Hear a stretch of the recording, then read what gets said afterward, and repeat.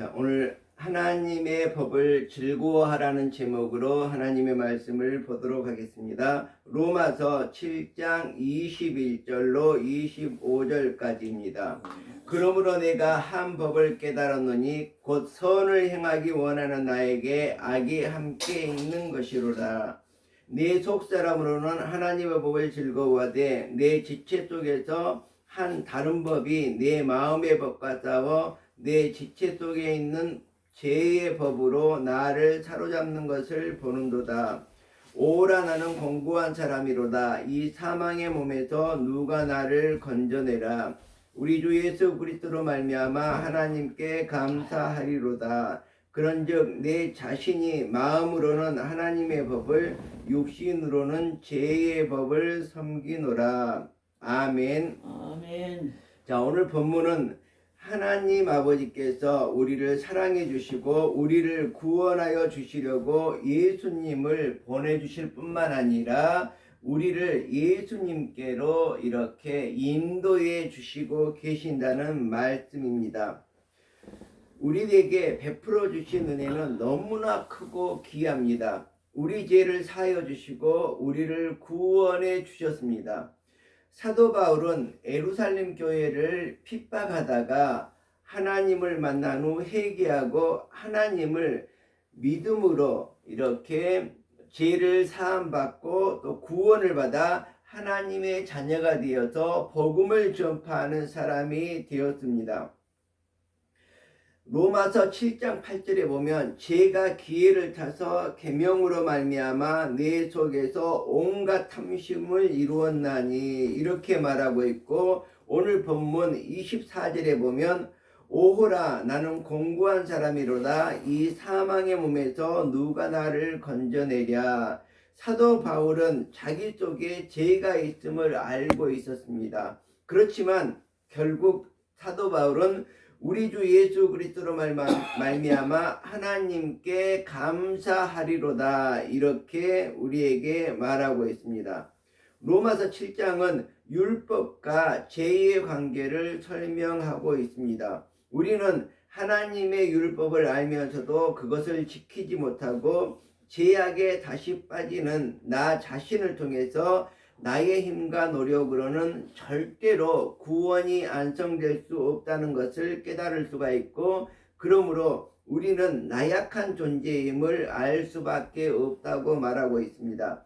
사도 바울은 마음으로는 선을 행하기를 항상 원하고 있다고 했습니다. 그렇지만 내 속에 거하는 또 다른 죄로 말미암아 도리어 죄악을 행하면서 살아가는 그러한 공고한 삶을 탄식하고 있습니다. 그러므로 예수님의 십자가 공로를 힘입지 않는다면 또 하나님의 법을 섬기는 자로서 거듭난 성도가 아니라면은 정말 이 사망의 그늘에서 벗어날 수 없다고 말하고 있습니다. 그리고 여전히 죄의 법을 섬기면서 살아갈 수밖에 없고 공고한 존재임을 이렇게 시인하면서 날마다 그리스도 안에서 우리들이 살아갈 수밖에 없는데, 바로 우리가 그리스도 예수 안에 거할 때만이 바로 이러한 죄의 법에서 해방될 수 있다고 말하고 있습니다.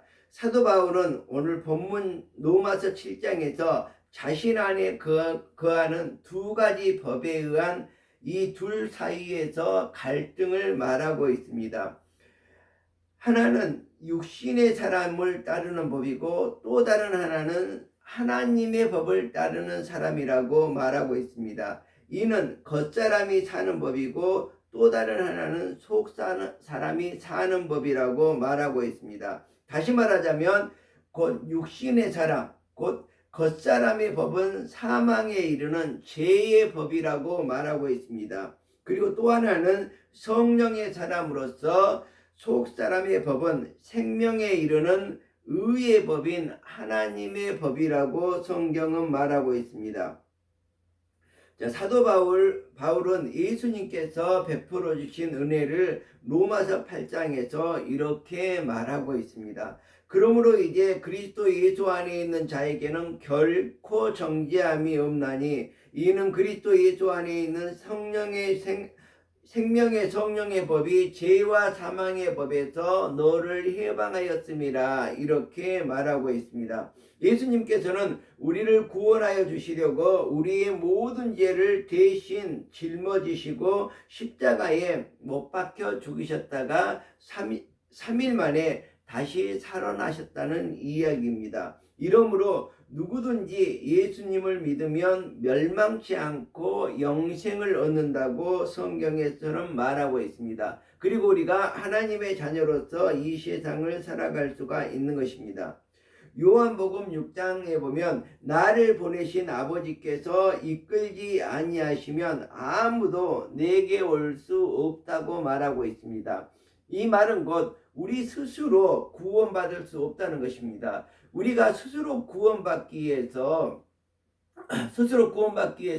여러 가지 지식을 쌓고 과학을 쌓고 의학기술을 쌓고 정말 오랫도록 생명을 연장해 보려고 많은 노력을 기울이지만 결국 이런 것들은 모두가 사망의 길일 수밖에 없다고 성경에서는 말하고 있습니다. 오직 예수님께서는 우리의 영혼을 살려주실 뿐만이 아니라 우리 안에 들어오셔서 우리의 생명이 되신다는 것을 우리가 깨달아야 될 것입니다. 곧 성령님께서 우리 세계 계심으로 말미암아서 우리는 그리스도의 사람이 되고 구원받는 하나님의 자녀로 이 세상을 살아갈 수가 있을 것입니다. 로마서 8장에 보면 만일 너희 속에 하나님의 영이 거하시면 너희가 육신에 거하지 아니하고 영에 거한다 이렇게 말하고 있습니다. 우리는 우리 속에 하나님의 영과 그리스도 예수님의 영이 계시도록 하나님의 말씀이 우리 안에 가득하게 늘 말씀을 가까이 해야 됩니다. 그래서 곧 우리가 성경을 읽을 때에 그것이 곧 생명이 되기 때문입니다. 성경을 읽을 때에 우리가 육신에 속하지 않고 영에 속하게 된다는 말씀입니다. 하나님 아버지께서는 독생자 예수님을 우리에게 보내주셨습니다. 그래서 우리들은 예수님으로 말미암아 이 세상을 믿음으로 살아갈 수가 있는 것입니다. 자, 로마서 8장 32절에 보면 자기 아들을 아끼지 아니하시고 우리 모든 사람을 위하여 내어주신 이가 어찌 그 아들과 함께 모든 것을 우리에게 주시지 아니하겠느냐 이렇게 말하고 있습니다. 정말 예수님을 우리에게 보내주심으로 말미암아서 예수님과 우리가 항상 함께 있고 모든 것을 의지하면서 살아갈 수 있는 것입니다. 이러므로 우리는 예수님을 영접하고 믿음으로 말미암아서 하나님께서 약속하신 복을 받으면서 이 세상을 살아갈 수 있는 것입니다. 우리는 날마다 예수님께 기도하면서 간구하고 베풀어 주시는 은혜를 감사해야 할 것입니다. 우리는 십자가에서 죄를 사하여 주시는 은혜를 받았습니다. 또한 하나님의 은혜로 의롭다 하심을 받았습니다. 우리는 우리 안에 있는 생명의 빛을 사람들에게 비추면서 살아가야 됩니다. 이 빛은 우리가 예수님을 믿는 믿음이라고 볼 수가 있고 행하는 착한 행실이라고 볼 수가 있습니다. 마태복음 5장에 보면 이같이 너희 빛이 사람 앞에 비치게 하여 그들로 너희 착한 행실을 보고 하늘에 계신 너희 아버지께 영광을 돌리게 하라 이렇게 말하고 있습니다. 우리는 하나님의 자녀로 예수님의 말씀에 순종하며 사는 동안 마귀의 유혹을 이길 수 있습니다. 우리가 혹시 마귀의 유혹을 받더라도 우리 속에 들어와 있는 죄로 말미암아 믿음을 잃어버리는 것이 아니라 정말 성령으로 말미암아서 이런 것들을 넉넉히 이기면서 이 세상을 살아가야 될 것입니다. 이러므로 우리는 믿음을 잃지 않도록 성령의 도움을 청하면서 이 세상을 살아가야 할 것입니다.